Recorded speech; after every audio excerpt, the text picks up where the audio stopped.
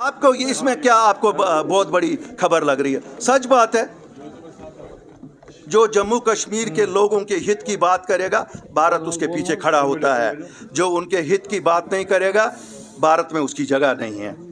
तो मैं तो ईमानदारी से कर रहा हूँ, मैंने तो ईमानदारी से 5 साल से इन लोगों की रहनुमाई भी की, और आज अगर अमन आप देख रहे हैं ये इन लोगों की वजह से, जो आपको सामने दिख रहे हैं इन लोगों की वजह से या हम लोगों की वजह से है, जिन्होंने, आपको याद है 2020 में हमको लोग गालियां निकालते थे। आप जो मेरे साथी यहाँ प्रेस में थे, आपको भी शर्म आती थी जब आप सोशल मीडिया देखते थे, आप कहते थे देखो किस इंसान को क्या गालियाँ पड़ रही हैं। तो हमने वो गालियाँ खाई ना, लेकिन अपने स्टैंड से बदले नहीं।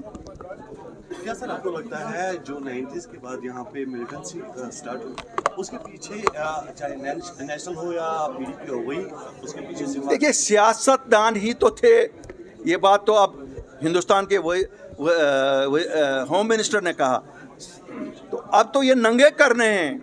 उन्होंने तो इतना ही बोला, हम तो एक एक करके, सरकार जब आएगी एक एक करके, एक साहब कहते हैं ट्रुथ एंड रिकंसिलिएशन कमीशन, हम तो ट्रुथ का कमीशन लगाएंगे, सच निकालना है कि कितने किसने मरवाए और किससे मरवाए।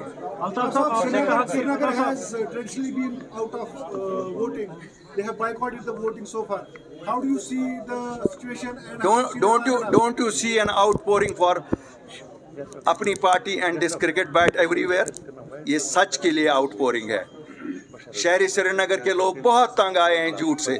आज उनको लग रहा है कहीं एक आदमी उठा है जो कड़वा बोलता है लेकिन बोलता सच है। और आप देखेंगे जिस दिन 4 जून को रिजल्ट निकलेंगे वो लोग भी हक्के बक्के रह जाएंगे, जिन लोग जो अपने दीवान खानों में समझते हैं ये कौन।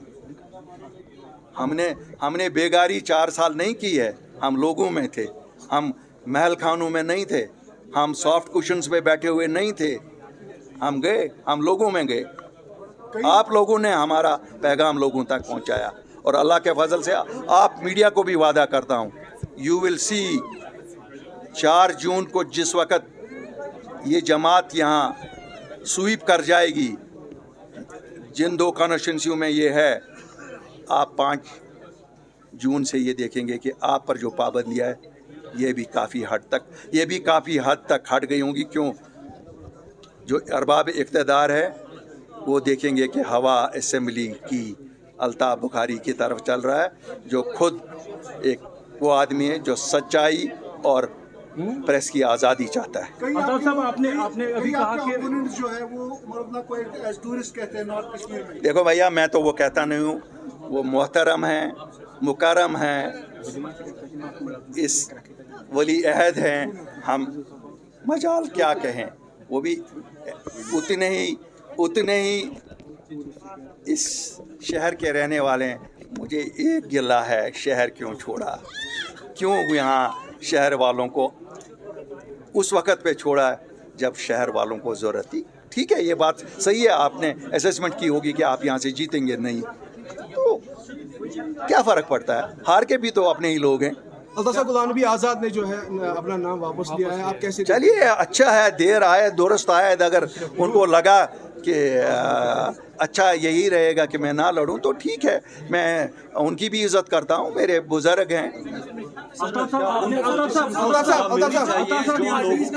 बीजेपी ने अपने कैंडिडेट जो है वो अपनी पार्टी से फील्ड किए हैं, क्या? और जनाब अपनी पार्टी, बल्ला आपको नहीं दिख रहा है? आप और मैं खेलेंगे आज बल्ले से, उनको 2-4 छक्के उनकी तरह बेचते हैं, कोई मत देख लेना, उनको बोल देना सरों पे कुछ लगा के रखें ताकि जख्मी ना हो जाए, उससे शायद उनको पता लगेगी कि अपनी पार्टी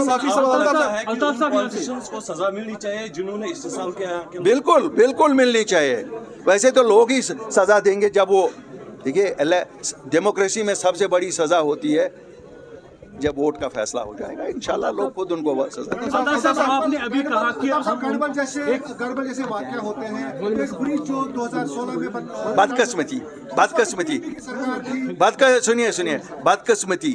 बदकिस्मती कल आपने लोगों से सुना होगा ये ब्रिज किसने शुरू करवाया था।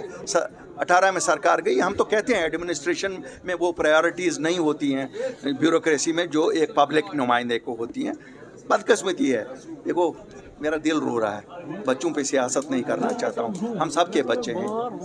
लेकिन आपने उस दिन भी देखा होगा, मैं आपको सच बताऊंगा, खाना नहीं खा सका और पॉलिटिकल एक्टिविटी करने का सवाल ही नहीं था, हमने सस्पेंड की। लेकिन लोगों ने उस दिन भी जो जलसे जुलूस के निकाले। क्यों?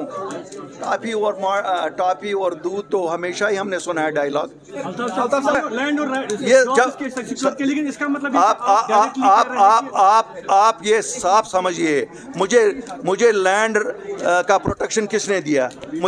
मुझे जॉब्स का प्रोटेक्शन किसने दिया? जिन्होंने 370 उठाया था उन लोगों से ही लाया ना। स्टेटहुड भी कोर एजेंडा में है, वो देंगे तो मैं तो खड़ा हूं उनके साथ, उसमें क्या है? आप इनडायरेक्टली कह रहे हैं कि मैं इनडायरेक्टली क्यों कहूँगा? मैं डायरेक्टली आपको कहता हूँ, इसमें इनडायरेक्टली आप क्यों मेरे मुंह में अल्फाज डालते हैं इनडायरेक्टली? मैं तो डायरेक्टली आपको कहता हूँ, मैं हिंदुस्तान के वजीर आजम के साथ हूँ। आप इसमें क्या ढूंढ रहे हो आप?